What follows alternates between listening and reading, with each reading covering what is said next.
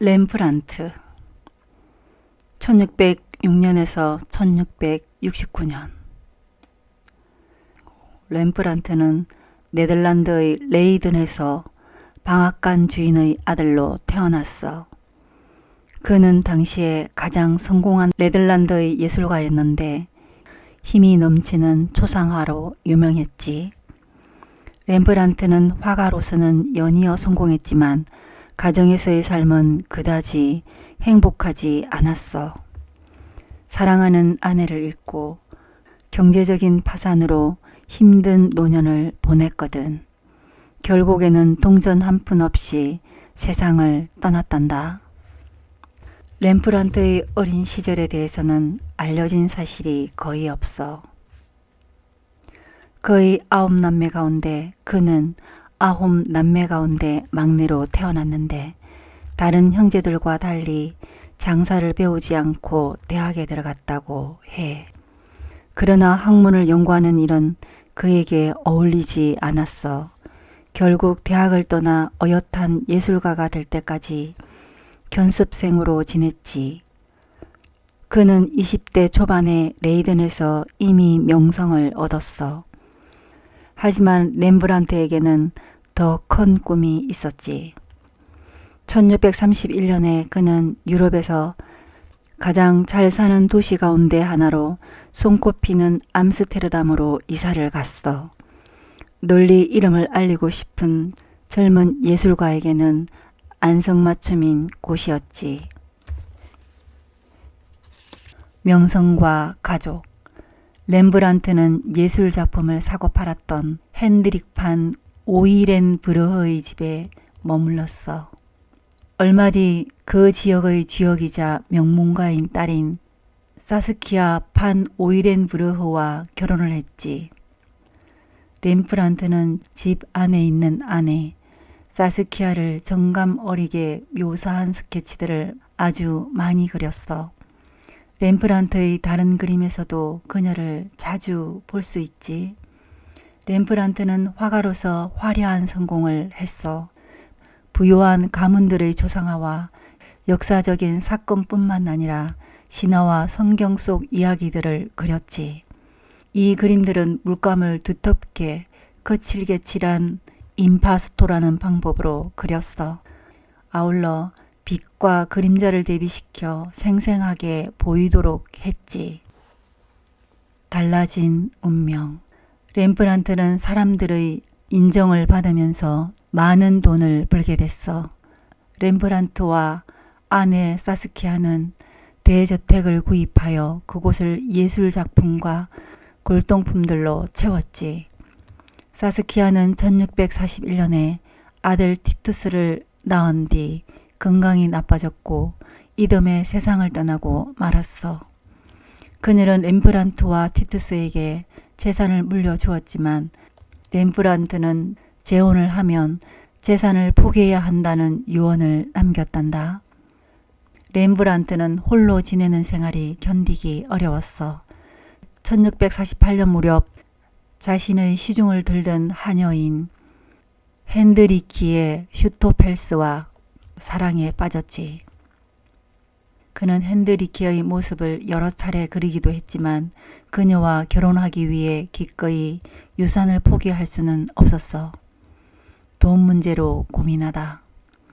1650년대에 암스테르담은 경제적으로 어려움을 겪고 있었어. 렘브란트의 돈벌이 역시 예전 같지 않았지.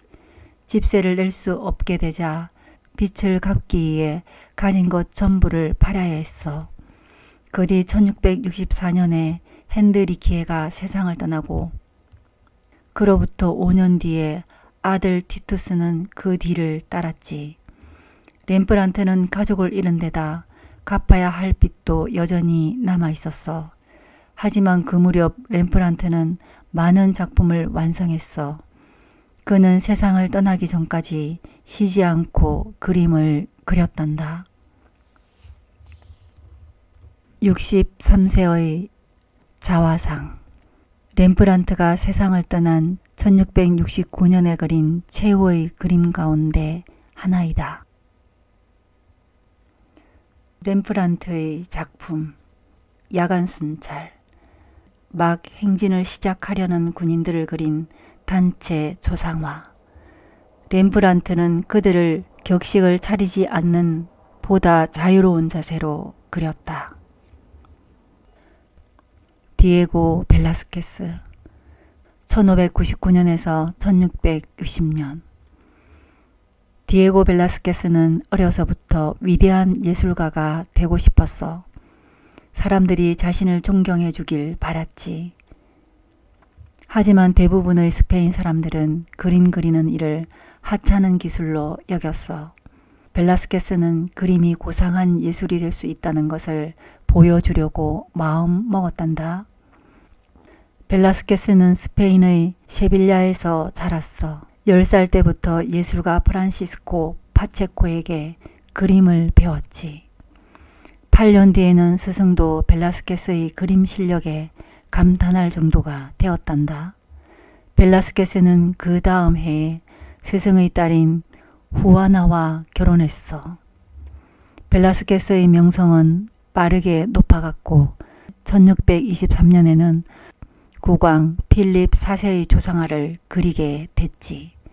그림을 보고 놀란 필립 왕은 그를 궁정의 공식 화가로 임명했단다. 궁전에서 벨라스케스는 필립 4세의 궁정 화가였지만 궁전에서 일하는 이발사 정도밖에 돈을 벌지 못했어. 그는 좀 더 경력을 쌓기로 다짐했지. 그 뒤 벨라스케스는 왕실의 여러 자리를 거쳐 마침내 왕가의 시종이 됐어. 시종이란 궁정의 의식들을 준비하고 여러 가사일을 도맡아 하는 자리였지. 이 일은 딱 한 가지 안 좋은 점이 있었는데 그건 할 일이 많아서 그림 그릴 시간이 부족했다는 거야. 필립 4세는 나이가 들면서 더 이상 자신의 초상화를 그리지 않았어. 늙은 자기 모습을 남기고 싶지 않았던 거야. 하지만 그는 벨라스케스를 아주 아꼈단다. 그래서 산티아고 기사단에 그를 가입시켜서 귀족의 일원이 되기를 간절히 원했던 벨라스케스의 꿈을 실현시켜 주었어. 1년 뒤 필립 왕의 딸이 결혼을 하게 되었어. 그는 결혼식장을 호화롭게 장식하는 일을 맡았지. 그 뒤 벨라스케스는 열병으로 세상을 떠나고 말았어. 필립 왕은 벨라스케스를 그리워한 나머지 내 마음은 산산조각이 났다고 했대. 디에고 벨라스케스의 작품 벨라스케스와 왕실 가족 시녀들. 필립 4세의 딸인 마르가리타 공주가 시녀들에게 둘러싸인 모습을 그린 그림이다. 교황 인노첸시오 10세의 조상. 사람들은 벨라스케스가 교황을 냉혹하게 표현해서 교황이 이 조상화를 못마땅해 할 것이라고 생각했다. 그러나 교황은 이 그림을 손님용 대기실에 걸어 두었다고 한다. 얀 베르메르 1632년에서 1675년. 요하네스 베르메르는 현재 네덜란드를 대표하는 세계적인 예술가야. 하지만 살아있을 당시에는 크게 성공을 거두지 못했지. 가정의 생활을 꼼꼼하게 섬세하게 묘사한 그의 그림들은 베르메르가 죽고 200년이 지날 때까지 명성을 얻지 못했단다. 베르메르는 네덜란드의 델프트시에서 태어나서 평생을 살았어. 그는 20살이 되던 해에 예술품을 사고 파는 화상이었던 아버지의 일을 물려받았지. 그리고 비슷한 시기에 화가의 길로 들어섰어.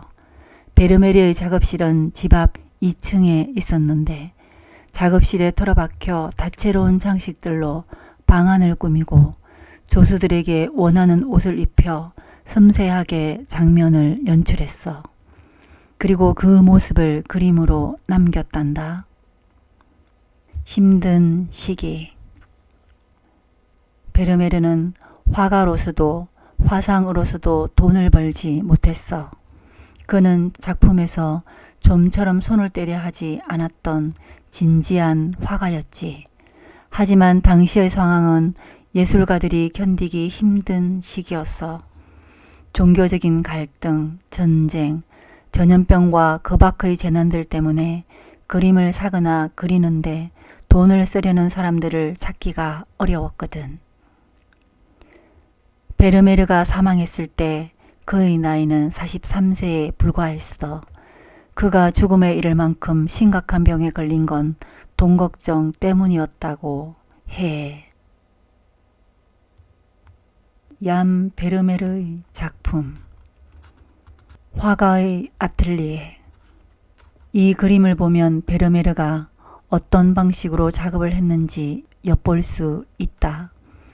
베르메르는 이젤에 앉아서 여러 장식에 둘러싸인 채 차려입은 여인을 그리고 있다. 그러나 이 장면은 실제와 다를 수도 있다. 몇몇 전문가들은 베르메르가 장면들의 밑그림을 그릴 때 초창기 카메라에 해당하는 카메라 오브스큐러를 사용했을 것이라고 한다.